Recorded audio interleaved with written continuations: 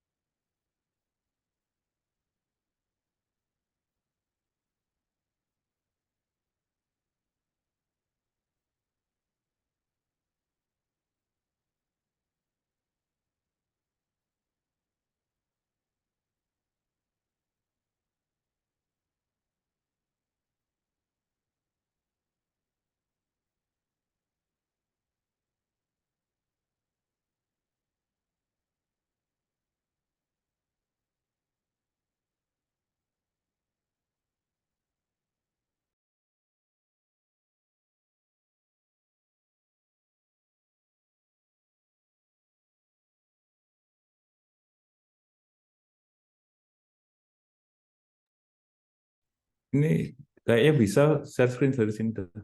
Ada fasilitasnya.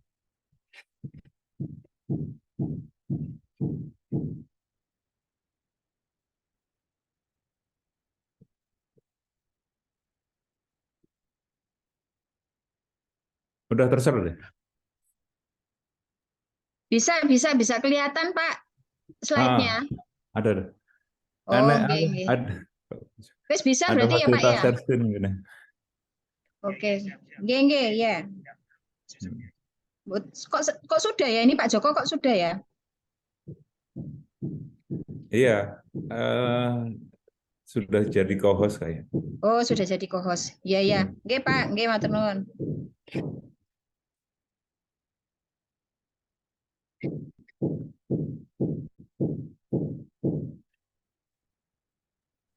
Saya Pak Joko tunggu jam 9 Pak, nunggu semua Ya, join dulu. santai. Ada Mbak Titin juga ini. Mbak Dines, Mbak Titin.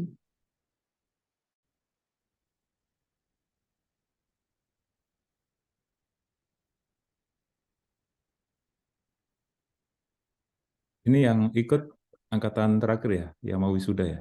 Lulus. Enggak sih, banyak kok. Ini di-share di reguler juga, oh Pak. Oh ya, syukur. Reguler, terus mahasiswa Proksus juga intensif juga. Mungkin nanti kalau Bu Dekan hadir, atau juga Pak Kaprodi hadir ya, nanti biar dibuka dulu sama Pak Kaprodi.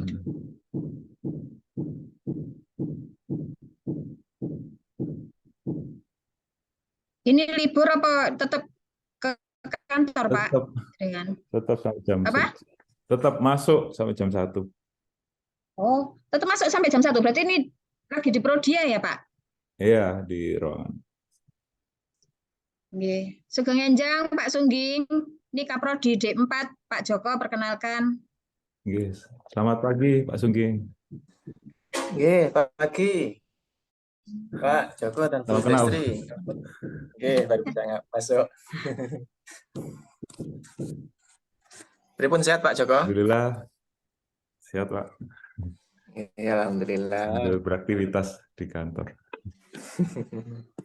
Lagi di kantor Pak Jokonya. Oh, tidak libur Pak Joko? Masuk Pak, kalau layanan kesehatan biar minggu kan masuk. Kami terus dari Senin sampai Ahad.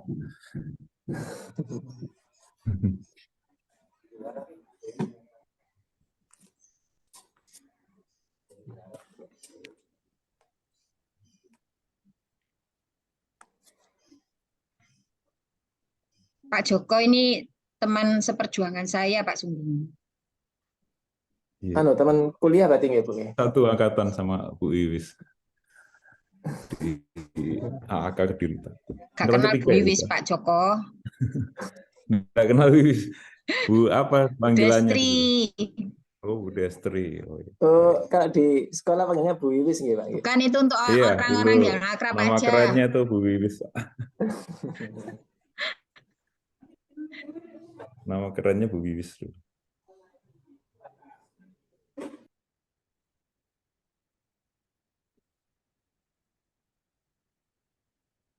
Bu Evi juga hadir, Pak Sungging. Bu Evi masih di klinik, Bu. Sepertinya mengantar ibu mertuanya. Oh, alah, nggih, nggih. Nggih, Oh, makanya. ya. Jadi tadi Sanjang ke saya enggak bisa hadir gitu. Nggih. Nggih, Pak Sungging. Salam buat Bu Dekan. Iya. Iya, sayang ya. Nanti mungkin next time bisa ketemu Bu Dekan ya, Pak Kaprodi ya. Insya Allah. Insya Allah. Nggih.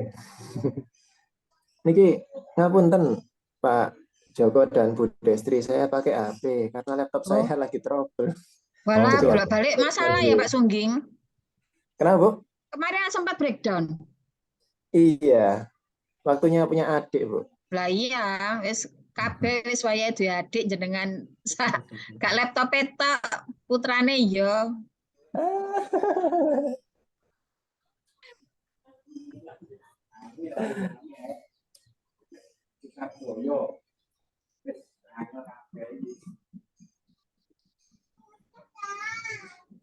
Pak Sungging ini untuk intensif sama ahli jenjang aja atau untuk reguler juga toh, Pak?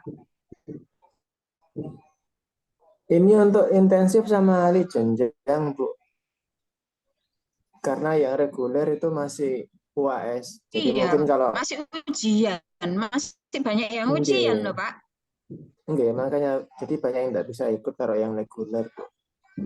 Mungkin juga karena waktu mungkin ya, Pak. Ujiannya kan pagi, Pak. Mungkin nanti lah Pak Joko bisa di lain hari bisa agak siangan apa sorean ya, Pak ya? Atau malam ya, Pak Oh, Joko ya? menyesuaikan. Iya, Pak Nggak Sungging. apa. Nggih. Iya, bisa, Bu. Iya. Ah, nggak apa. Kita monggo tergantung Pak Joko juga sebagai Iya. narasumber. Iya.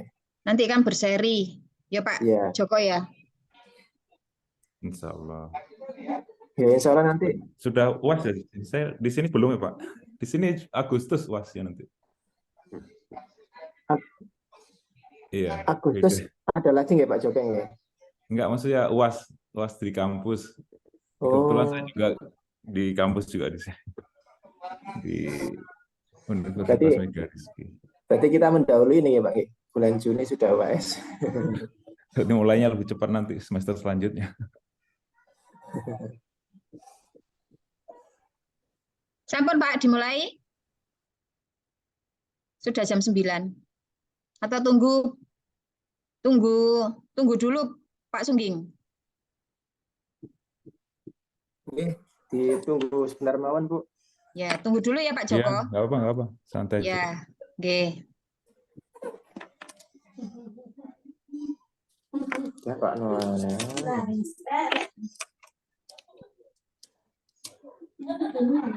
Enggak, mati. Nangis, susu minta.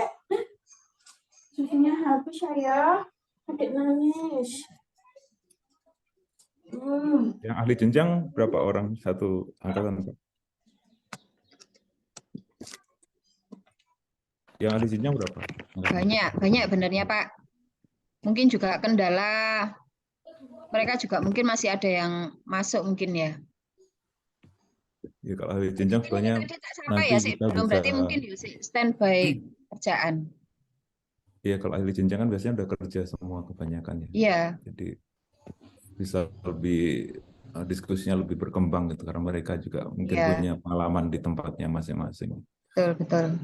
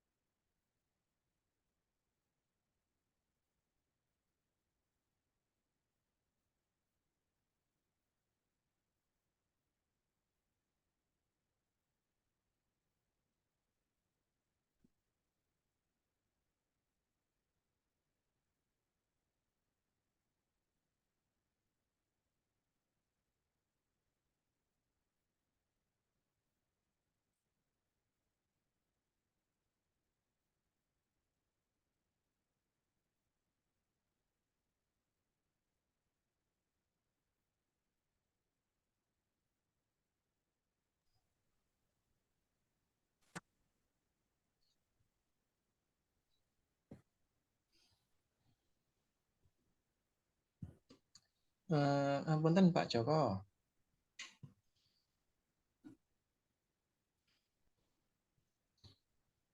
Pak Joko. Ngapunten, Assalamualaikum. Nggih. Nggih. Pak, misalkan ini kan rencana kita mau ada bersharing ya, seperti yang disampaikan oleh Bu Destri tadi. Nggih. Terkait dengan seri berikutnya, jika dilaksanakan hari Minggu, apakah sakit ini? Minggu, coba nanti sering. Di bulan berapa ya, Pak? Yang penting Pak dikabari aja minimal 2 minggu. Oke, oke.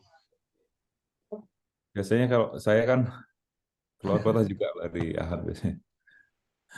Oh, iya. Kalaupun Sabtu nanti siang atau sore juga nggak apa-apa. Oh, iya. Soalnya apa namanya, ngapunten Pak, mengantisipasi dari teman-teman ya, karena ini sudah banyak yang bekerja nggih. Khawatirnya kalau Sabtu pagi seperti ini nggih, banyak yang betul. izin mungkin jadi nggak bisa hadir walaupun lewat Zoom seperti itu.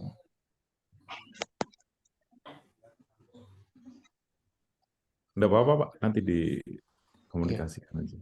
Insya Allah nanti rencana akan ada lagi itu, tapi ini mungkin modelnya nanti agak berbeda Pak. Jadi kalau seperti ini kan mungkin sederhana, nanti mungkin untuk kedepannya dibuat lebih apa namanya, seperti seminar gitu Pak. Seminar ya. Nggih. nggak apa ini kan perdana. Saya pikir Oke. seperti seminar gitu. Sebenarnya kalau saya khusus supaya berkembang Pak, pembicaranya tidak satu. Jadi ada beberapa aspek yang akan dikupas misalnya satu topik itu. Nanti biar ada saling mengisi gitu. Oke, betul, Pak. Nah, ini kan juga bertepatan waktunya mepet, persiapannya mepet, kemudian juga apa namanya ada pergantian pimpinan, akhirnya kita juga Oh, nggak apa-apa. semuanya serba dadaan akhirnya. Nah, nggak apa-apa Pak. Oke. Oke, insya Allah nanti mungkin bulan Agustus, Pak. Insya Allah Oh, bulan gitu. Agustus nanti. Oke. Agustus mungkin pas nggak tanggal 17-an itu Pak ya. Oh, oke. Link Oke, di. siap. Oke, kita juga tanggal 17 ada upacara nanti, Pak. Oh, nggak bisa. Nggak bisa. Insya Allah mau cuti ke Kediri sih saya nanti tanggal situ. Oh, oke, siap, siap, Mm-mm. siap, siap. Oke. Oke, nanti saya insya Allah kabari jauh-jauh hari nggih, melalui Bu Destri nanti. Bu Iwis nggih, Bu Iwis. Udah sering. Saya yang Pak menyesuaikan aja karena Wiwis itu kan nama panggilan di kampus. Putri. Oke.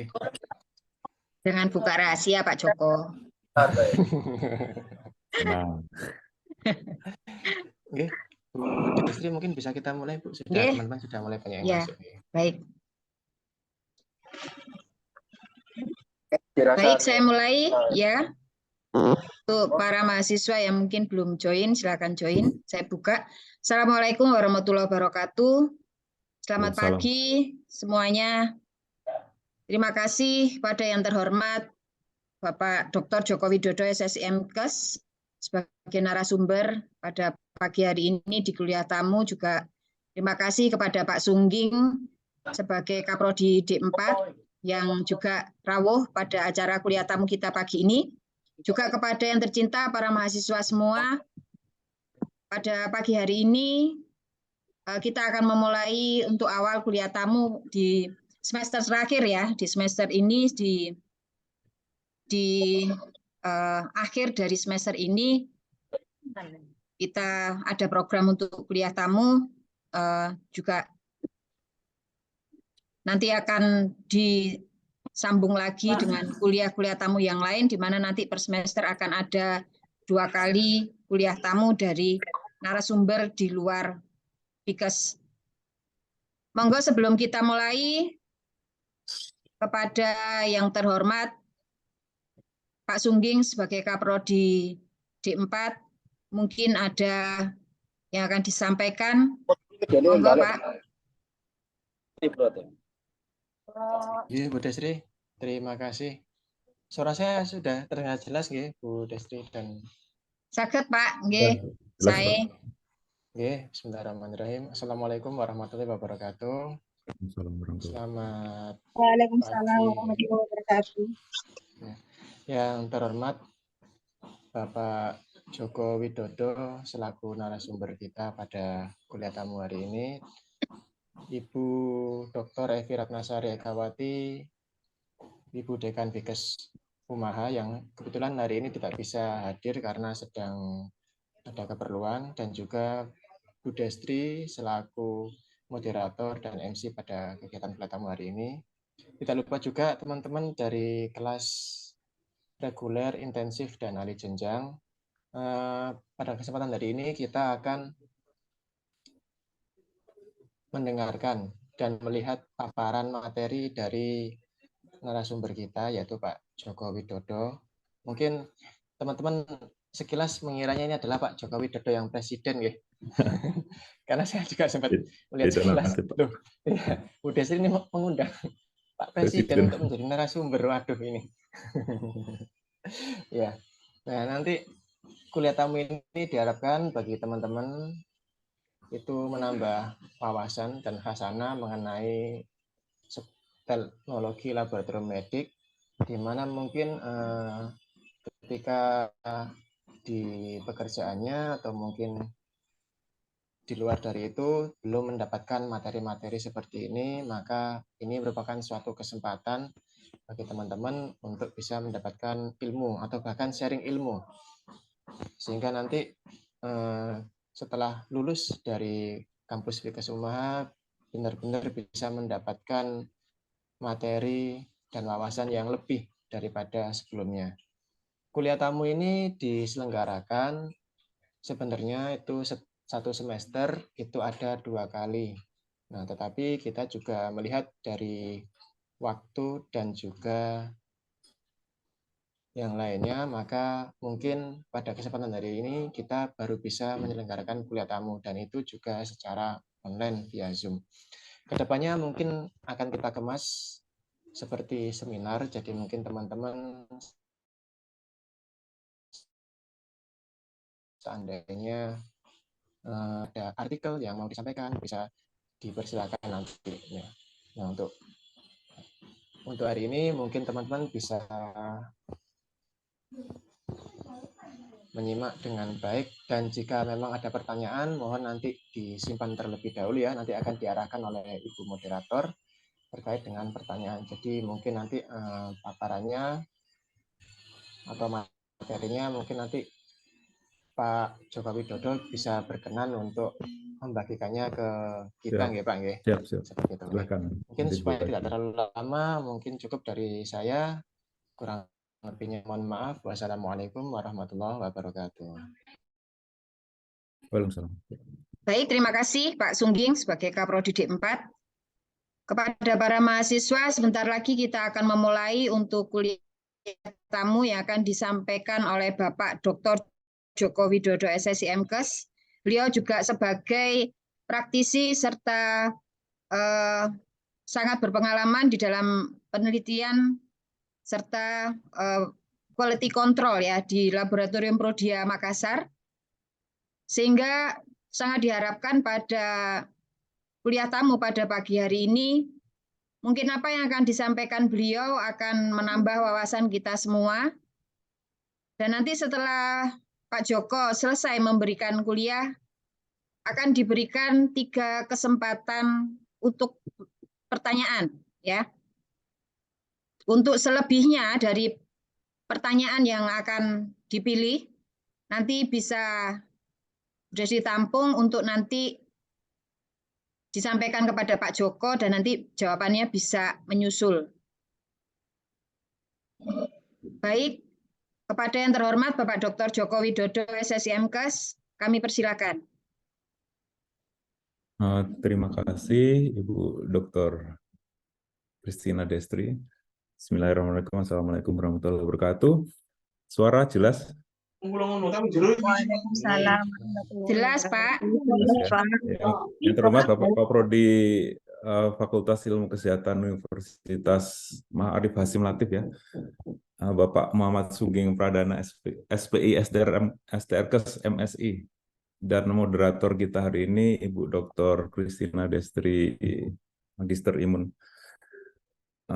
Terima kasih atas kesempatannya yang diberikan pada kami hari ini untuk memberikan sharing ya. Saya nggak mungkin kita sharing aja karena saya lihat ini audiennya ahli jenjang ya, yang saya yakin sudah pada bekerja di tempat kerjanya masing-masing.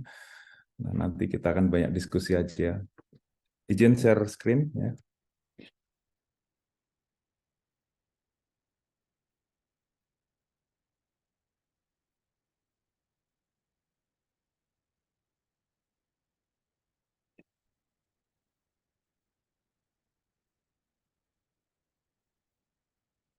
Tadi sudah dikenalkan, ini nggak begitu penting. Jadi sebetulnya saya satu angkatan dengan Bu Destri di Kediri di tahun 96, terus tahun 97 itu saya hijrah karena penempatan bekerja ya dari Jakarta pindah ke Makassar sampai sekarang sambil diminta untuk lanjut sekolah ya.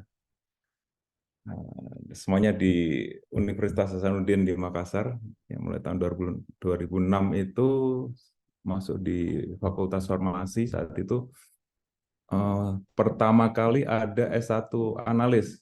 Di situ namanya dulu adalah TLK, Teknologi Laboratorium Kesehatan. Yang mahasiswa pertama itu ada sekitar 8 orang dan semuanya sudah bekerja. Jadi benar-benar S1 pertama di Indonesia yang diselenggarakan oleh Unhas. diminta lanjut lagi di UNDAS juga ngambil S2 di biomedik. Saya ngambil kekhususannya di kimia klinik ya, kimia klinik, terus langsung diminta lanjut sampai alhamdulillah selesai di program doktoral di kedokteran Unhas. Sehari-hari saya di Prodia di Makassar, tepatnya di cabang Panakukang. Saya mulai dari sebagai TLM juga dulunya, dan sekarang diamanahkan untuk menjadi kepala cabang di sini. Ya, itu aja sedikit perkenalan. Di sini ada nomor HP saya ya, silakan nanti kalau di luar forum ini ada yang mau didiskusikan, anytime bisa menghubungi.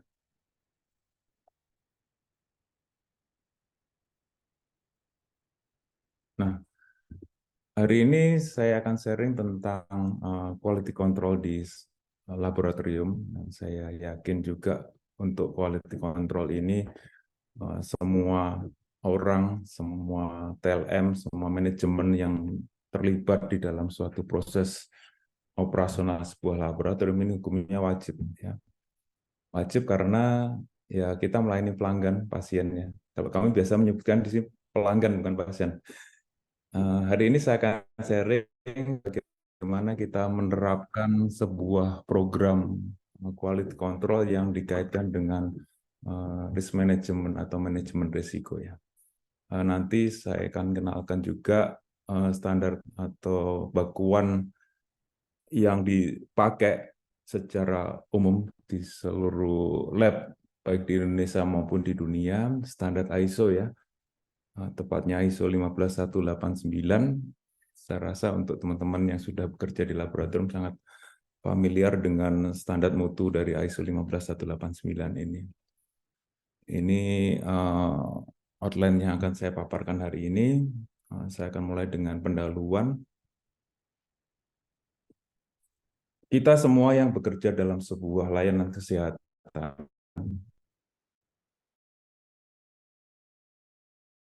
tujuannya, entah itu di lab klinik, swasta, pemerintah, dan sebagainya, itu pasti tujuan yang akan dicapai adalah sebagai penunjang diagnostik, karena fungsi lab sekarang adalah secara umum, secara utamanya adalah sebagai penunjang diagnostik. Tetapi di dalam layanan kesehatan ini kita nantinya akan berhadapan dengan risiko-risiko itu nanti tidak hanya bisa menimpa kepada pasien kita, tetapi juga kita harus aware sebagai tenaga kesehatan yang berada di dalam laboratorium itu juga berpotensi kena risiko atau dampak.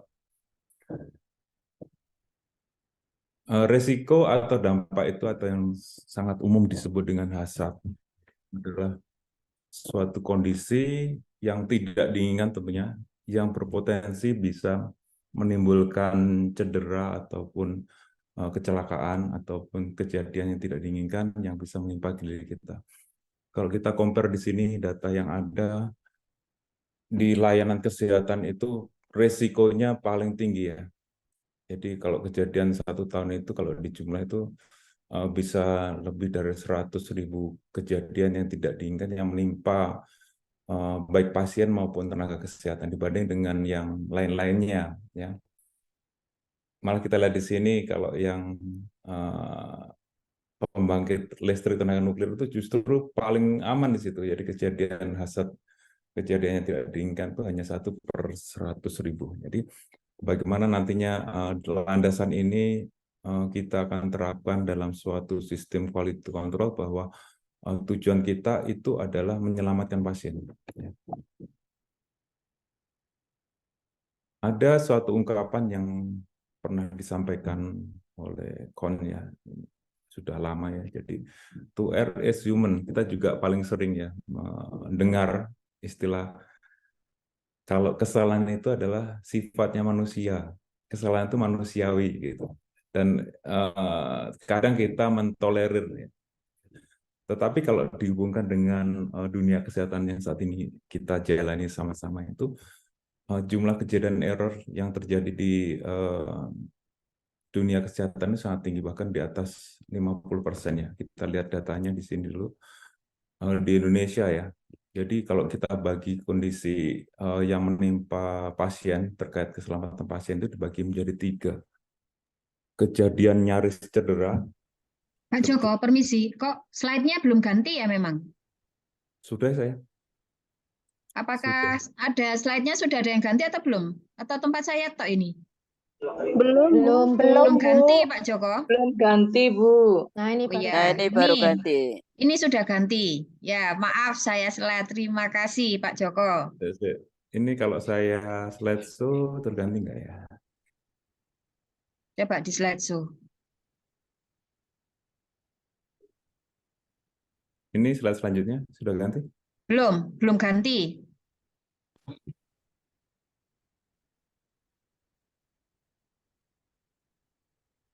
Ini udah ganti. Nah, ini udah saya ganti. nggak slideshow. Ya udah gini aja nggak apa-apa ya. Ya wes, oke. Sampai mana tadi? Sampai di Oke, selanjutnya. ya. Jadi kalau kita lihat di sini ya, kejadian yang bisa menimpa pasien, kejadian nyaris cedera, kejadian tidak tanpa cedera dan tidak diinginkan, tren dari tahun ke tahun selalu meningkat.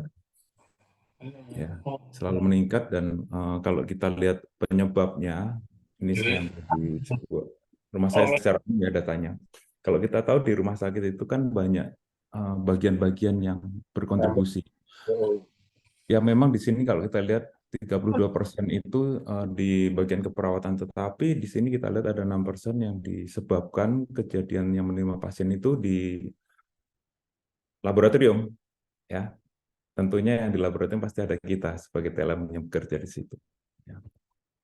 Ya, setiap saat, setiap hari, setiap detik, setiap jam hidup itu adalah penilaian risiko yang berkelanjutan ya.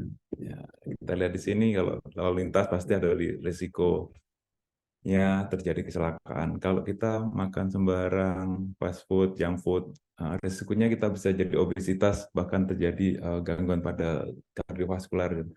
Bahkan di pesawat pun yang tadi saya sampaikan adalah yang ultra safe, dengan 1% kesalahan juga bisa menimbulkan kecelakaan itu. Jadi hidup ini adalah penuh risiko. Ya.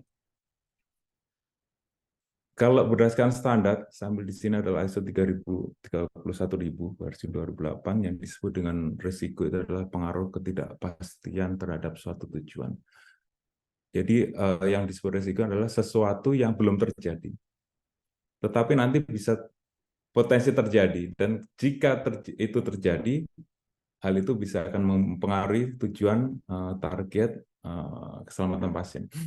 Ya, pasti kita pernah membayangkan di sebuah lab ketika sampel ini akan lisis, sampel bisa lisis ya, risiko sampel bisa lisis, biarpun belum terjadi. Nah, kita bisa mengantisipasi supaya misalnya sampel tidak lisis ya, teknik phlebotomi menggunakan teknik yang benar, terus proses pengolahan spesimen dengan benar dan seterusnya.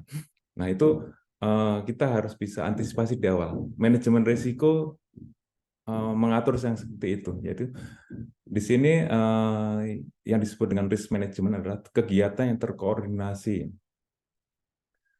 yang tujuannya adalah untuk mengendalikan organisasi yang berkaitan dengan risiko. Kalau di laboratorium ini banyak sekali risiko yang bisa terjadi. Hasil salah, hasil pasien tertukar, ya, hasil tidak sesuai dengan kondisi klinisnya, itu semua bisa saja terjadi. Tetapi bagaimana dengan kita menerapkan manajemen risiko ini, semuanya kita bisa antisipasi. Artinya ini adalah suatu upaya pencegahan supaya hasil kejadian yang tidak kita ingin itu kita bisa antisipasi. Lebih fokus lagi kalau di laboratorium, pada dasarnya adalah ini, potensi kesalahan yang dapat membahayakan keselamatan pasien. Tidak hanya pasien, tetapi juga kita sebagai tenaga laboratorium yang bekerja di dalamnya. Ini kenapa saat ini sebetulnya tidak di fungsi laboratorium saja ya. Kalau kita berbicara tentang konteks sebuah laboratorium itu kan banyak sekali bagian-bagian, ada bagian resepsionis, bagian phlebotomi, di internal lab, bagian marketing, bagian finance, bagian logistik, semuanya punya risiko masing-masing. Nah, bagaimana nantinya kita bisa menerapkan suatu risk management ini supaya risiko itu bisa diantisipasi. Ya.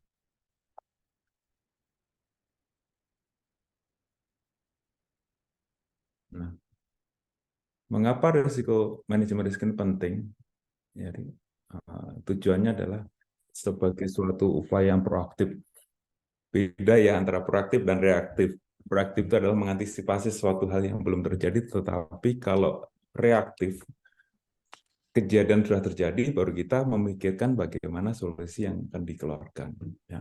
Manajemen risiko adalah pendekatan yang paling proaktif dan optimal terhadap seluruh rangkaian QC yang dijalankan dalam sebuah laboratorium. Nah, tadi sudah saya sampaikan juga bahwa sebetulnya manajemen risiko ini adalah kita bisa melakukan analisa, kita bisa memprediksi potensi risiko berdasarkan sumber kesalahan yang terjadi di laboratorium. Seperti itu. Jadi manajemen risiko itu adalah langkah preventif sih sebetulnya kalau menurut saya. Jadi preventif yang sifatnya proaktif, kita bisa memikirkan dampak ketika sesuatu itu akan terjadi, ya, disebut dengan manajemen risiko. Slide ini sangat umum, saya rasa saudara-saudara mahasiswa di sini sudah sangat familiar dengan apa sih sebetulnya kesalahan-kesalahan yang terjadi, yang bisa terjadi dalam sebuah laboratorium kalau kita breakdown berdasarkan suatu proses alur kerja yang di laboratorium. Jadi kalau secara umum kita tahu ada pre-analitik, analitik, dan post-analitik, dan yang paling tinggi terjadinya potensi kesalahan itu adalah pada proses pre-analitik tentunya. Di pre-analitik contohnya persyaratan pasien, puasanya optimalnya 10-12 jam, 14 jam, ada yang kurang, ada lebih. Terus tata cara nanti penampungan sampel urin, plebotomi, handling transportasi sampel itu sebetulnya kalau di pre-analitik itu ada hal yang memang di luar kendali kita. Misalnya kita menerima sampel rujukan dari tempat lain, dari rumah sakit lain atau lab lain, kita pasti nggak akan tahu bagaimana tata cara mereka saat plebotominya, bagaimana tata cara mereka saat melakukan processing sampelnya, apakah sudah sesuai. Makanya di sini pre-analitik paling besar. Analitik di 7-30% dan post analitik ini reporting ya. Ini ada juga ya. Hari ini kita akan banyak berbicara karena topiknya adalah quality control, dan quality control itu ada pada proses analitik ya.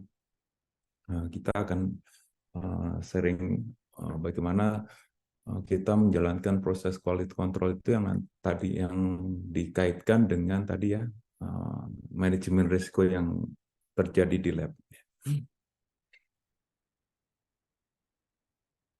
Berbicara tentang QC, ya pasti teman-teman yang bekerja di sini pasti melakukan ini setiap hari ya. Jadi pasti akan dipertanyakan ketika sebuah lab berdiri tidak menjalankan proses quality control dalam operasionalnya. Ya. Pasti sangat merugikan nanti buat pasien. Nah, kita setiap hari melakukan cek suhu ruangan sebelum bekerja, melakukan quality control, menganalisa level chart untuk analisa kontrol. Tetapi kenapa kok error itu atau kesalahan masih saja terjadi? Artinya ada something yang kita harus telusuri lebih dalam di hal ini. Saya udah kontrolnya udah in control nih, padahal sudah masuk dalam batasan, tetapi kenapa hasil pasien saya bisa salah? Dan itu nanti yang kita akan banyak bahas. Ya. Jadi bagaimana sebuah laboratorium itu dapat mengeluarkan hasil yang excellent, dan itu adalah yang tepat, yang benar-benar menggambarkan kondisi real dari pasien, sampel pasien itu. Ya, jadi sebuah laboratorium harus menerapkan sebuah sistem manajemen mutu atau QMS ya, Quality Management System. Ya, selanjutnya kita akan masuk pada apa sih quality management system. Ya, kalau sebuah laboratorium sudah menerapkan QMS, ya, QMS itu adalah sebagai induk operasi untuk mengatur semua alur proses yang terjadi dalam sebuah laboratorium, baik yang internal maupun eksternal. Ya, kalau ia berkaitan dengan laboratorium medik, ya, kita bisa menggunakan standarisasi dari ISO ataupun CLSI. Tetapi yang sangat umum di sini adalah ISO 15189 yang memang di situ mengatur standar mutu yang harus diterapkan di dalam sebuah laboratorium medik. Dulu sebelum ada ISO 15189 ini, ada sistem manajemen mutu, yaitu ISO 9001. Nah, tapi ISO 9001 itu bersifatnya adalah umum, jadi tidak hanya laboratorium, tetapi semua badan-badan laboratorium juga bisa menerapkan sistem itu. Yang memang benar-benar khusus untuk laboratorium medik adalah ISO 15189. Nah, di sini kalau kita sudah menerapkan berarti semua alur proses yang ada di laboratorium sudah teratur secara standar. Salah satunya nanti adalah sistem quality control. Jadi quality control itu adalah dalam satu rangkaian sebuah sistem manajemen mutu. Ya. Selanjutnya kalau mau diturunkan lagi, kalau QMS tadi kan banyak eksternal, internal. Nah, kalau kita mau ke bagian laboratorium sendiri, ada namanya quality assurance. Assurance itu berarti jaminannya, jaminan mutu. Nah, jaminan mutu adalah bagian dari sistem manajemen mutu. Jadi secara induknya tadi ada sistem manajemen mutu yaitu ISO 15189. Di dalam ISO 15189 itu adalah adanya jaminan mutu atau jaminan. Nah, di sini mengatur lebih spesifik lagi apa-apa saja yang terjadi dalam sebuah laboratorium. Tadi kita sudah sampaikan di sini kalau di dalam sebuah laboratorium kan ada 3 proses ya. Ada pre-examination atau disebut pre-analytic juga bisa, examination analytic dan post-examination. Ya, semuanya diatur. Nah, di mana porsi dari quality control? Quality control saya sampaikan tadi adalah dalam porsi proses analitik atau proses examination. Jadi ada induknya QMS, di dalam QMS ada quality assurance, di dalam quality assurance itu ada quality control. Jadi di breakdown lebih dalam lagi di situ. Di sini. Jadi yang disebut dengan quality control yang akan kita bahas hari ini itu adalah merupakan komponen dari sebuah quality assurance. Nah, tujuan di sini adalah untuk melakukan monitoring dan evaluasi pada fase analitik. Ya, mungkin nanti ada kesempatan lain kita akan membahas ketiga proses ini, bagaimana sih caranya mengendalikan mulai dari pre-analitik, analitik, dan pasca analitik. Tapi hari ini saya akan banyak fokus pada proses quality control di analitik ya.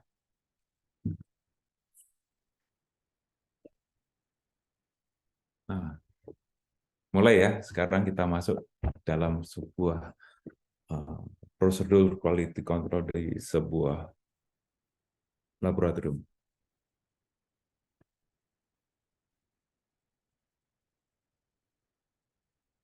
Nah, ini kalau bicara tentang quality control, pasti kita akan sudah sangat familiar. Pasti selama masa pendidikan, ada di mahasiswa di sini, saudara mahasiswa di sini pasti sudah melewati mata kuliah pemantapan mutu ya. Pemantapan mutu yang memang mata kuliah itu dikhususkan pada proses quality control. Jadi, quality control ini secara umum fungsinya itu adalah sebagai proses monitoring. Monitoring apakah semua tahapan dalam proses analitik itu sudah sesuai standar atau spesifikasi yang sudah ditentukan. Bagaimana tolak ukurnya? Bagaimana kita bisa mengatur bahwa semua hal, semua prosedur di proses analitik itu sudah sesuai standar? Tolak ukurnya pasti ada 2. ada akurasi dan presisi. Sudah banyak yang tahu di sini kalau akurasi itu pasti berkaitan dengan ketepatan dan presisi itu adalah berkaitan dengan ketelitian. Kalau dilambangkan di statistik ada D% dan CP gitu ya. Bagaimana kita caranya menilai akurasi dan presisi? Seperti hanya sasaran tembak ya. Yang di paling kanan ini ya kalau pas semuanya data ada berada di tengah sasaran tembak, itulah yang disebut dengan akurasi yang bagus dan presisi yang bagus. Berbeda pada kondisi yang sebelah kirinya, ini melenceng kiri kanan ya. Dari sasarannya di tengah, tapi sasaran tembaknya ada di atas, bawah, kiri, kanan, dan tidak teratur. Ini namanya presisinya tidak bagus dan akurasinya tidak bagus. Dua-duanya tidak bagus. Ada juga kondisi di mana akurasinya bagus, presisinya tidak bagus. Jadi kalau akurasi itu ketepatan ya, ketepatan. Jadi di sini tepat mendekati, tetapi jarak antara keterulangan itu berbeda. Jadi tepat pada suatu area tertentu, tapi antar data itu berbeda jauh. Selanjutnya kalau yang presisi bagus, akurasi bagus, dia keterulangannya bagus, tetapi dari nilai targetnya itu kan melenceng. Nah, bagaimana caranya nanti kita akan mengendalikan hari ini? Jadi dari hasil presisi dan akurasi ini, kalau kita model lapangan tembak kita nggak tahu. Jadi bagaimana dibuat sebuah tools yang memudahkan dalam mengevaluasi akurasi dan presisi ini menggunakan sebuah grafik yang kita kenal dengan Levy-Jennings chart. Kalau dalam bentuk grafik kan secara visual kita bisa lebih gampang untuk melakukan evaluasi. Kontrol P ini masuk dalam kategori apa? Presisinya bagus, akurasinya tidak bagus, ataukah semuanya dalam kondisi bagus? Nah, setelah kita bisa memetakan, kita bisa mengevaluasi secara statistik, nah kita bisa menyimpulkan bisa terjadi potensi kesalahan di situ. Kalau di quality control, kita tahu ada dua jenis kesalahan. Ada yang disebut dengan random error atau kesalahan acak, ada yang disebut dengan systematic error atau kesalahan sistematik atau kesalahan yang telah berulang. Ya. Ini harus manual soalnya, sorry ya. Nah, apa bedanya random error dan systematic error? Jadi kalau random error, kesalahan acak itu berarti secara target ya mendekati semua, tetapi secara keterulangan dia berbeda. Jadi kalau random error berarti akurasinya bagus, tetapi presisinya, ketelitiannya tidak bagus. Kalau systematic error, jadi secara presisinya bagus, jadi ketelitiannya sebetulnya bagus, tetapi secara akurat terhadap nilai target yang ditentukan itu kurang bagus. Ya, titik-titiknya itu berada di luar nilai target yang telah ditentukan. Nah, kalau kita tuangkan dalam aturan Westgate rules, ya, di sini pasti sudah banyak mengetahui ya. Ada 6 aturan utama di Westgate. Ya, bagaimana kita bisa menilai sebuah kesalahan itu, apakah itu termasuk kesalahan sistematik ataupun kesalahan acak atau random. Nah, kita bisa menilai dari analisa data. Ya, kalau ada tandanya RR itu berarti random error ya. Kalau random itu sifatnya itu tiba-tiba. Ya, hari ini kontrolnya di atas nilai target, besok tiba-tiba turun drop di bawah nilai target, itu sifatnya sangat insidental biasanya kalau random. Kalau kita lihat di slide ini, pasti tingkat penyimpangannya itu mendadak ya. Slide kiri atas sama 2 kanan ya. Kita lihat di sini ada aturan 13S. Pasti kalian sudah tahu juga 13S itu berarti satu data berada di luar batasan 3SD. Sama R4S, ring dari 4SD. Jadi atas bawah. Jadi hari kelima itu berada di bawah nilai target, tiba-tiba hari ke-6 naik di atas targetnya. Jadi gambarannya sangat jelas kalau kita mau menilai sebuah grafik itu dia masuk di random error atau systematic error. Ya. Kalau systematic error ya biasanya terjadi keterulangan. ya seperti hanya pada aturan 22S ini, 2 data di atas 2 SD. Hari ini misalnya di atas 2 SD, besok di atas 2 SD lagi, lusa di atas. Jadi terjadi pergeseran dari nilai min-nya ya. Atau bisa jadi 4 kali berturut-turut juga. Jadi 4 data terus-terusan pada satu posisi yang sama. Yang tadi divisualkan dalam sebuah target tembak, ini kan sebenarnya antara nilai satu sama lainnya berdekatan, tetapi dibandingkan dengan min atau nilai tengah yang ditetapkan, dia melenceng. Apalagi kalau sudah ini aturan 10X ini, 10 data semuanya berada di atas ini, kita harus curiga nanti adanya systematic error. Ya, ini penyebabnya mungkin berdasarkan pengalaman dari saudara-saudara mahasiswa sudah bekerja, ya, sebetulnya kita bisa mengevaluasi sih, ini termasuk kesalahan acak atau ini termasuk kesalahan yang sistematik. Kalau di random error itu kebanyakan ya berkaitan dengan eksternal instrumentasi. Ya, kalau mau gampang ya, kalau random itu berarti di luar sistem instrumentasi. Kalau sistematik itu berkaitan dengan proses kinerja dari alat yang kita pakai. Ya. Contohnya apa yang acak itu, misalnya penanganan reagen, kalibrator kontrol yang tidak konsisten. Makanya ini setelah lulus kan pasti ada UKOM ya.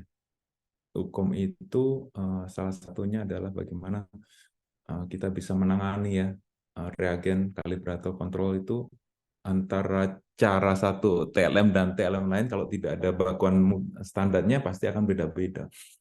Ya. Fluktuasi temperatur ruangan, terutama ya suhu ruangan kan sudah ditetapkan yang maksimal di 25 derajat Celcius. Kalau terlalu panas pasti juga beberapa alat ukur juga akan mengalami gangguan. Contohnya kalau alat hematologi ya, kalau kita mau ngukur HB ya, alat hematologi otomatis dengan prinsip impedansi, begitu ada perubahan temperatur ruangan pasti juga akan pengaruh pada hasilnya. Fluktuasi volume, tata cara pipetasi, ya, perawatan instrumen tidak konsisten, listrik terutama, makanya persyaratan di sebuah laboratorium setiap alat harus dilengkapi dengan penstabil tegangan. Ya. Selanjutnya untuk systematic error, nah ini tadi yang saya sampaikan berkaitan dengan kinerja dari instrumennya. Biasanya kalau misalnya terjadi pergantian lot reagen atau pergantian hasil kalibrasi tanpa kita mengevaluasi, ya ini akan terjadi terus-menerus. Namanya aja sistematik, jadi kesalahan yang berpola. Ya, tadi gambarnya satu sisi di atas terus, satu sisi di bawah terus. Kalau melihat hal ini ya kita bisa tahu ya. Jadi sistem QC itu sebenarnya adalah suatu alat untuk memudahkan kita apakah proses quality control kita udah bagus atau tidak ya. Nah, ini tujuannya kenapa harus pakai metode statistik ya, jelas ya, memantau mutu analitik, memberikan alarm atau tanda sedang terjadi masalah. Ya, kalau kita tidak mengerjakan kontrol, bagaimana kita yakin bahwa hasil pasien itu benar? Ya. Nah, adanya analisa grafik ini, nah itu bisa nanti menelusuri ketika terjadi masalah. Ini masalah yang terjadi ini apakah tergolong random error ataukah tergolong systematic error. Nah, di dalam laboratorium yang sangat umum dipakai adalah WSGAT ya, material system. Saya rasa semua lab menerapkan ini. Nah, ini untuk refreshing ya, WSGAT, foundernya adalah Jim WSGAT, tahun 81 itu ini yang membuat sistem quality control dan sampai sekarang masih dipakai. Ya, aturan-aturan dalam sebuah QC ya, bagaimana yang kebanyakan dulunya itu ataupun saat ini pun mungkin ya masih ada yang menerapkan single rules atau satu aturan saja, yaitu yang saya kasih yang ada tanda kuningnya itu, aturan satu rule saja, 1-2S, selama kontrol itu masuk dalam batasan yang ditetapkan, anggap masuk. Itu sebetulnya tidak benar seperti itu ya. Jadi masih ada aturan-aturan lain yang harus dipenuhi ya. Setidaknya 6 aturan di sini. Ya, 13S, 22S, R4S, 4S dan seterusnya. Dan di sini nanti kita bisa menentukan apakah quality control itu dalam status in control atau masuk dalam evaluasi kontrol ataukah out of control. Jadi kalau in control berarti sudah bisa valid mengerjakan sampel pasien ya. Kalau out of control berarti jangan dulu mengerjakan pasien, harus kita telusuri dulu penyebab masalahnya apa ya. Nah, di sini peran adanya supervisor mungkin di bagiannya, atau kalau di instansi pemerintah apa namanya. Jadi peran supervisor ini mengevaluasi ya apakah hari ini status quality control kita in control atau out of control ya, sebelum diputuskan kerja pasien. Nah, ini kelebihannya itu ya. Jadi sebetulnya kalau kita mengerjakan QC itu ya memantau hasil akhir pengujian itu dalam batas yang sesuai ditentukan. Ya. Kalau misalnya QC-nya in control, berarti dipastikan bahwa semuanya stabil, baik instrumen, reagen, operator kita sebagai TLM maupun sampelnya. Ya. Tapi ada kekurangannya. Ya, ketika masalah terdeteksi, ya pada saat misalnya pagi ini udah in control ya, tapi tiba-tiba tengah jalan saat kita jalan pasien, kenapa hasil pasienku kok cenderung tinggi semua ya? Nah, ini kalau hasil pasien juga harus kita evaluasi ya. Kalau kita mengerjakan serial, misalnya dalam satu seri pengerjaan kita mengerjakan glukosa ya, misalnya 10 sampel, ya dalam 10 sampel kenapa kok hasilnya tinggi semua ya? Padahal kalau kita telusuri ke belakang dari klinis pasiennya kebanyakan normal. Kenapa hasilnya tinggi semua? Nah, itu sebetulnya juga bisa menjadi alarm bahwa hasil ketika kita mengerjakan suatu serial pemeriksaan mendapatkan hasil yang mengalami kecenderungan kita harus curiga. Pasti ada something di alat kita. Itu yang tidak dideteksi dari QC ini, karena QC hanya kita lakukan pada saat awal sebelum kita melakukan pengerjaan. Nah, akhirnya ya kalau hasil itu sudah terlanjur dikeluarkan, ya kita harus recall, artinya menarik kembali. Itu kekurangan. Jadi harus dibutuhkan rencana QC yang bagus, ya, artinya QC plan. Ya. Jadi sebenarnya kita tidak hanya menjalankan quality control, tetapi bagaimana kita bisa mengevaluasi quality control yang sedang kita jalankan. Ya. Ini ada konsep baru, tapi enggak. Sebetulnya ini konsep udah lama ya, 2011, tapi ini kalau kita masuk di dalam milestone history dari sebuah quality control proses di dalam sebuah, ini adalah termasuk generasi ke-6. Jadi bagaimana kita mengkaitkan prosedur quality control itu dengan manajemen risiko tadi. Ya. Ya, di sini nanti kalau di level manajemen dengan menerapkan ini, ya pasti kita akan tahu bagaimana jumlah kontrol yang kita akan gunakan berapa level, frekuensi pengerjaannya berapa kali. Ini semuanya diatur di situ. Baik, saya ini sedikit sejarah bagaimana sih perjalanan quality control di sebuah laboratorium. Sebenarnya quality control itu dari 1920 ya.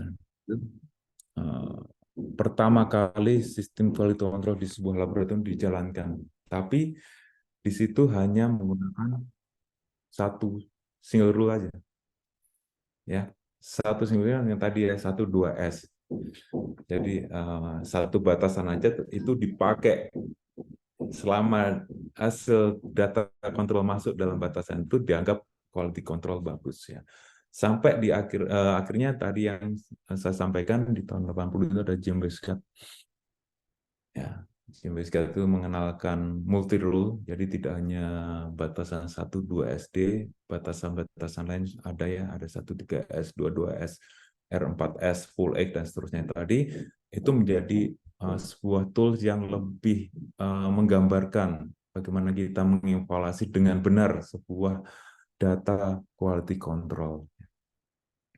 Sampai berkembang akhirnya di tahun 2011 ini adalah generasi terkenam ya dari proses QC. Jadi CLSI itu mengenalkan bagaimana quality control itu dikaitkan dengan sebuah manajemen risiko. Ya, manajemen risiko di sebuah laboratorium. Kalau kita menilai risiko, kondisi lab satu sama lab lain pasti kan beda-beda tergantung besar atau kapasitas dari lab tersebut ya. Ya, mulai level lab sederhana sampai lab advance pasti risiko yang dihadapi juga masing-masing beda. Makanya ada satu konsep lagi yang namanya IQCP, jadi Individual Quality Control Program. Jadi quality control yang benar-benar didesain berdasarkan kondisi dalam sebuah laboratorium. Ini ya perjalanannya. Jadi saat ini QC di laboratorium memasuki generasi yang ke-6. Ya. Nah, ini yang mengenalkan adalah James Nichols. Bagaimana kita bisa menerapkan QC yang benar, tanda kutip, yang memang di sini adalah dikaitkan dengan analisa risiko. Ya, tadi di sini disampaikan ya berbeda-beda, ya berdasarkan peralatan pengaturan lab, risiko pasien, ya pasti antara lab satu lab lain itu beda-beda ya. Alatnya aja bisa beda-beda. Ya. Nah, sampai akhirnya ditetapkan karena perbedaan tadi ada yang namanya Individual Quality Control Plan. Jadi ini konsep baru di sebuah QC laboratorium yang based on-nya risk management. Ya. Nah, sekarang kita akan masuk bagaimana sih sebetulnya kita akan mengimplementasikan quality control. Bahasan selanjutnya adalah banyak ke arah teknis ya sebetulnya. Ke arah teknis ya.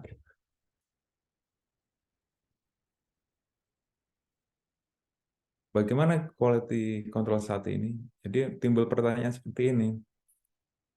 Apakah kita benar-benar mengontrol kualitas dalam laboratorium kita ataukah kita hanya sekedar menjalankan kontrol? Ya mungkin bisa direnungkan masing-masing ya. Selama ini saya mengerjakan bahan kontrol itu apakah hanya memenuhi persyaratan yang penting masuk dalam kontrol, saya bisa aturan kontrol, saya bisa jalan pasien, ataukah kita benar-benar mengontrol kualitas yang kita lagi lakukan ya. Ini menjadi pertanyaan yang bisa direnungkan saat ini kita masuk di kita benar-benar mengontrol kualitas atau hanya sekedar jalan kontrol. Nah, kondisi yang dihadapi saat ini, enggak semua yang menghadapi ini. Ya, belum melakukan periode pendalan dan kebanyakan ini ya, menggunakan range dari pabrik sebagai acuan. Ya, ketika kita menerima bahan kontrol yang sudah jadi, pasti di situ dilengkapi dengan kit insert ya. Di kit insert itu sudah mencantumkan nilai batasan, nilai actual value, nilai target dari setiap parameter yang ada. Dilengkapi dengan batas bawah dan batas atasnya. Nah, kebanyakan langsung saja itu dipakai. Tapi kita harus ingat bahwa range pabrik kondisinya tidak akan sama dengan tempat kita bekerja sehari-hari. Ya logikanya seperti ini. Kalau bahan quality control kan kebanyakan diimport ya. Diimport ya pasti kondisi di pabriknya sana, labnya, kondisi ruangannya akan sangat berbeda dengan kondisi kita di sini. Itu masih banyak yang menggunakan. Yang selanjutnya adalah quality control belum dirancang sesuai dengan performance test. Jadi tidak dipukul rata. Tidak semua tes itu kita mengerjakan 2 level. Ada yang cukup 1 level saja. Tidak semua tes harus dikerjakan 1 hari sampai 3 kali, 2 kali. Ada yang cukup 1 kali saja. Nah, bagaimana nanti kita belajar di sini? Kita merancang seperti itu. Ini tes ini bagusnya dikerjakan, ini idealnya dikerjakan berapa lama sekali sih? Menggunakan berapa level? Nah, tapi saat ini kondisi yang dihadapi semuanya masih di pukul rata. 2 level kerja 2 kali sehari. 3 level 2. Tidak seperti itu sebetulnya. Nah, terus yang selanjutnya adalah evaluasi QC hanya pada masih evaluasi harian. Hari ini masuk, ya, besok masuk, besok masuk. Jadi 1 hari saja dievaluasi. Nah, kalau kembali ke WESGA tadi, jadi di samping kita mengawasi kondisi QC hari ini, kita perlu lihat QC sebelumnya. Jangan sampai 3 hari sebelumnya, ini kenapa nilainya pada batas atas terus, biarpun masih masuk. Ingat tadi, kalau misalnya kecenderungan dalam satu tren tertentu, kita harus curiga adanya systematic error. Ya, tetapi untuk memudahkan, jadi evaluasi hanya, oh hari ini yang penting masuk dalam batasan, cukup hari ini aja. Saya nggak lihat lagi yang kemarin, tetapi bukan seperti itu. Ya, jadi tetap evaluasi itu harus dilakukan dari hari ke hari. Ya. Malah satu aturan tadi adalah 10X, berarti kita kalau kerja hari ini itu evaluasinya itu dilihat dari 9 data yang sebelumnya untuk menjaring terjadinya pergeseran. Nah, ini evaluasi tentang QC ya. Jadi ya diharapkan nanti ke depannya kalau evaluasi, jadi kita udah tahu sebenarnya kita jangan hanya fokus pada apa yang bagus hari ini, belum tentu. Selanjutnya, ya. Nah, sekarang kita akan masuk di bahasan quality control yang berdasarkan standar risiko tadi ya. Dasarnya yang dipakai di sini adalah ISO 15189. Mungkin nanti dari saudara-saudara mahasiswa di sini yang memang di lab-nya sudah ada yang menerapkan ini, kita bisa sharing ya. Kembali kita lihat di sini bahwa quality control itu fungsinya adalah pada proses deteksi. Ya. Beda kalau induknya quality management system tadi payungnya ya, jadi direction, jadi bagaimana prosedur SOP itu dibikin, proses. Nah, quality assurance adalah menjamin ada proses prevention. Jadi manajemen risiko itu adalah masuk di jaminan mutu ini. Nah, bagiannya quality control tadi bagian dari jaminan mutu adalah mendeteksi potensi terjadinya kesalahan di dalam laboratorium. Ya, ada 2 tadi yang kesalahan yang terjadi, systematic error dan random error. Apakah saya terlalu cepat ya menjelaskan? Bisa dikomentari ya nanti kalau terlalu cepat. Cukup, Pak. Cukup ya. Oke, selanjutnya. Standar mutu apa sih yang dipersyaratkan di ISO 15189 ini? Ya, ada 3 hal yang khusus berkaitan dengan quality control ya. Yang pertama adalah desain, yang kedua adalah bagaimana kita mengatur bahan kontrol dan data quality control, bagaimana kita mengevaluasi data quality control yang kita jalankan. Kalau desain ini, kalau bunyi klausulnya jelas di situ, setiap laboratorium harus merancang prosedur pengendalian mutu internal dan memverifikasi pencapaian mutu hasil yang dimaksud. Nanti kita akan bahas satu-satu. Berkaitan dengan bahan kontrol, laboratorium harus menggunakan bahan quality control, jadi sampel QC-nya ya, yang bereaksi terhadap sistem pemeriksaan, jadi bisa dilakukan untuk pemeriksaan gula, kolesterol, dan sebagainya, dan proses reaksi itu sedekat mungkin sama dengan saat kita mengerjakan nantinya sampel pasien. Terus yang ketiga, data quality control. Jadi klausulnya berbunyi, laboratorium harus memiliki prosedur untuk mencegah keluarnya hasil pasien pada saat terjadi kegagalan quality control. Ya, kita harus bisa antisipasi. Ya. Makanya prinsipnya tadi, sebelum hasil dinyatakan in control, tidak boleh jalan pasien. Ya. Tapi kalau udah itu terjadi, bagaimana caranya? Kita harus narik ya. Nah, itu perlu effort yang sangat besar. Ketika hasil udah rilis, tiba-tiba ada something. Jadi kita harus narik itu satu-satu. Ya tentunya dengan menjelaskannya. Dan itu menjadi pengaruh di kredibilitas sebuah laboratorium kita. Ketika kita sudah mengeluarkan hasil, tiba-tiba hasil itu ditarik.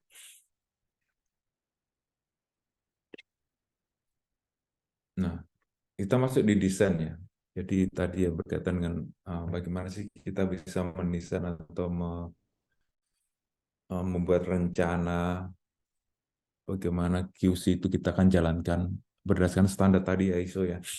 Jadi sebetulnya ada 3 hal ini yang jadi inti dari desain yang akan kita jalankan. Itu adalah berkaitan dengan frekuensi.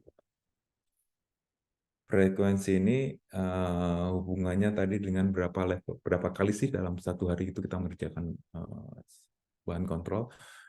Yang kedua adalah jenis dan jumlah sampel QC, ya, berapa level yang kita akan jalankan, dan yang ketiga adalah batasan statistik.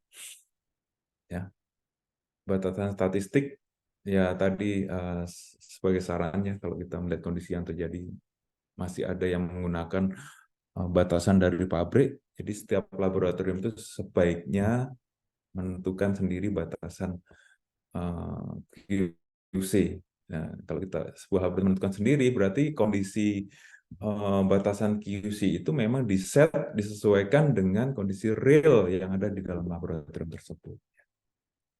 Jadi 3 ini ya, mengenai frekuensi, jenis dan jumlah, dan batasan statistik yang digunakan. 3 ini intinya. Nah, jadi seberapa sering sih kita menjalankan QC yang benar? Kalau di ISO 15189 itu tidak merekomendasikan frekuensi tertentu, tetapi kita yang menentukan. Ya, ada 4 hal yang harus kita ambil sebagai dasar bagaimana nantinya kita akan menentukan berapa sih sebenarnya jumlah berapa kali sih satu hari atau satu pekan itu kita menjalankan QC. Yang pertama adalah kita lihat dari kondisi assay atau pemeriksaannya. Dia termasuk pemeriksaannya stabil atau tidak stabil. Untuk di kimia klinik, pemeriksaan-pemeriksaan rutin, glukosa, kolesterol, terus fungsi hati, kreatinin, dan seterusnya itu ada relatif stabil. Tapi kalau kita udah menyangkut alat-alat blood gas, ya, elektrolit, itu relatif tidak stabil. Ini beda-beda nanti. Terus yang kedua adalah efek, ya, risiko yang bisa diterima pasien berkaitan dengan hasil itu. Yang ketiga adalah berapa kali setiap kali jalan pasien kita menjalankan QC. Ya. Idealnya kalau kita mau berpatokan pada jumlah pasien, jadi setiap 50 sampai 100 itu kita harus ulang ke quality control. Jadi hasil quality control pagi itu belum tentu stabil ketika kita udah running misalnya antara 50 sampai 100. Jadi ketika kapasitas sebuah laboratorium, kan ada laboratorium yang satu hari itu mengerjakan sampai 1000 tes juga ada. Nah, kita nggak bisa berpatokan pada hasil QC pagi aja, tapi kita harus ngulang itu. Jadi setiap 50 atau 100 kita ulang lagi QC-nya. Jadi di tengah jalan kita juga bisa melakukan quality control. Terus berapa lama sekali kita menjalankan. Jadi contohnya untuk alat-alat yang standby 24 jam tanpa dimatikan, ya kita tinggal bagi aja. Ya, contoh alat yang di emergency ya, blood gas, terus elektrolit itu kan harus standby 24 jam. Ya. Ya tidak bisa kita pagi ini jalan QC, nanti tiba-tiba jam malam baru ada pasien. Nah, kita nggak bisa menjamin QC yang kita jalankan pagi tadi masih memenuhi persyaratan atau tidak. Nah, untuk alat-alat yang standby 24 jam ini kita hanya tiga bagi aja 24 berarti ya. Jadi dijalankan setiap 8 jam sekali. 8 jam sekali itu lebih bisa digunakan sebagai patokan daripada kita hanya menggunakan satu kali di pagi hari. Kita nggak yakin di siang hari bagaimana, di sore hari bagaimana, di malam hari itu desainnya. Yang kedua adalah bahan kontrol. Bagaimana sebuah laboratorium itu memilih material kontrolnya. Jadi kalau di pasaran banyak sekali beredar jenis-jenis bahan QC ini. Jadi bagaimana sebetulnya sebuah laboratorium itu bisa memilih bahan kontrol yang digunakan itu yang memang nanti bisa menjamin ya, validitas dari pengerjaan QC. Ya. Pada dasarnya kalau kita memilih bahan kontrol itu adalah sedekat mungkin mirip dengan sampel pasien. Ya. Karena yang akan kita kerjakan nanti adalah sampel pasiennya. Jadi istilahnya adalah commutable. Jadi commutability itu adalah kemampuan sebuah bahan kontrol itu berperilaku seperti sampel pasien. Kan reagennya sama nih. Reagennya untuk mengerjakan kontrol dan untuk mengerjakan pasien kan sama. Ya, bagaimana nanti reaksi yang terjadi pada kontrol itu mirip dengan reaksi yang terjadi pada saat kita mengerjakan sampel pasien. Ya, ya kalau kita bicara quality control, bahan kontrol ini ya beda-beda ya bentuknya ya. Ada yang liquid, memang sudah cair. Ini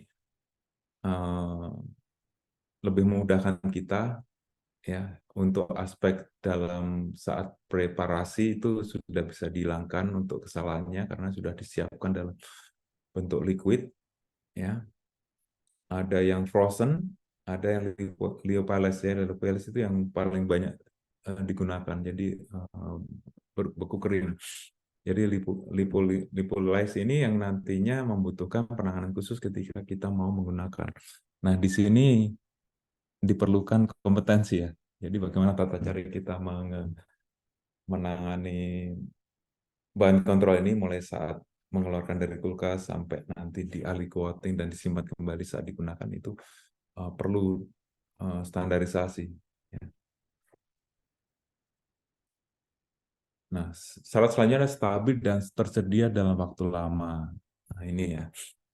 Sebetulnya yang disarankan ya, kontrol material ini adalah kontrol material dari third party. Maksudnya begini, kan ada yang produsen reagen sekaligus dia memproduksi kontrolnya, jadi satu brand, satu merek.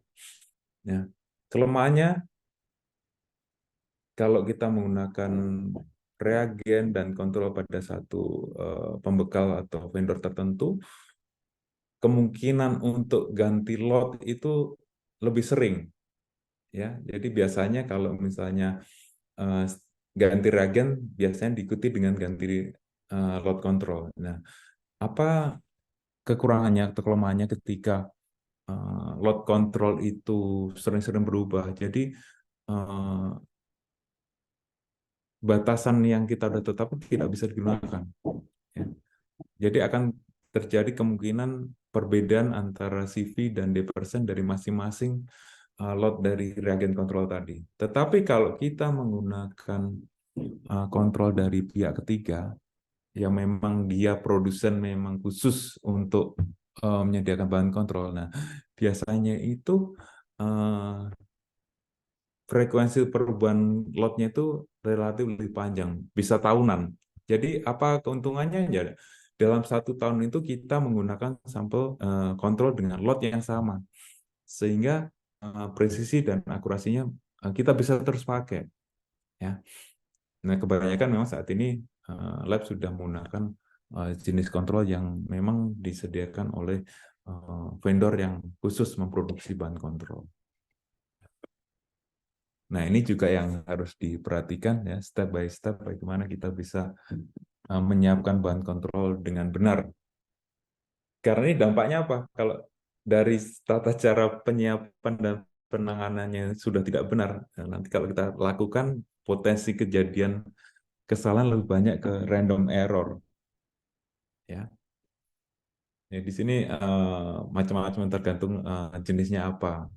Lyophilized kah, liquid atau liquid frozen. Beda-beda cara penanganannya. Kalau lyophilized jadi ini yang membutuhkan skill khusus. Jadi begitu kita keluarkan dari suhu kulkas, kita harus proses pendiaman dulu 30 menit. Nah, nggak bisa langsung begitu keluar kulkas kita langsung larutkan. Nggak maksimal, nanti 30 menit ditambah dengan pelarutnya Aquades misalnya sesuai dengan jumlahnya. Pada saat pipetasi ini titik rawannya. Jadi kalau misalnya teknik pipetasi tidak kita kuasai dengan benar, ya pasti dalam saat melarutkan itu volume itu nggak eksak gitu. Bisa ada variasi di situ. Ya.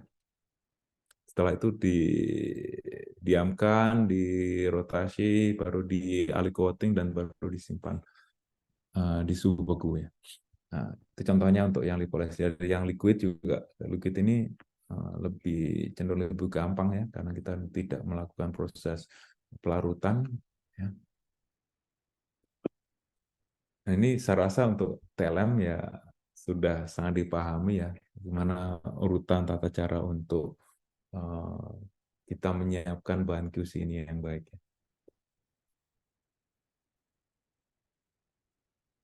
Selanjutnya ini, berapa level yang digunakan sih? 2 level atau 3 level? Ya, umumnya 2 level, tapi ada juga yang menggunakan 3 level. Apa bedanya? Ini nantinya berkaitan dengan tingkat sensitivitas dari sebuah pemeriksaannya. Untuk yang 2 level kimia umum biasanya 2 level. Ya, untuk yang 3 level tes tertentu misalnya elektrolit yang tadi saya sampaikan banyak sekali interferensinya, pengaruhnya dari luar ya kita 3 level. Hematologi terutama. Hematologi itu sebaiknya 3 level ya. Karena di hematologi itu kondisi patologisnya ada 2. Ada patologis bawah dan ada patologis atas. Contoh di trombosit misalnya. Trombosit pada kasus demam berdarah pasti mengalami penurunan ya, trombositopenia. Terus ada yang trombositosis. Nah, bagaimana kita memastikan alat hematologi kita bisa mengcover kondisi saat dia menganalisa ketika terjadi trombositopenia pada saat trombositnya rendah di bawah 10.000 misalnya, apakah alat bisa sensitif mengenali itu, menganalisa saat kondisinya ada. Makanya harus ada 3 level bawah, normal dan abnormal atas.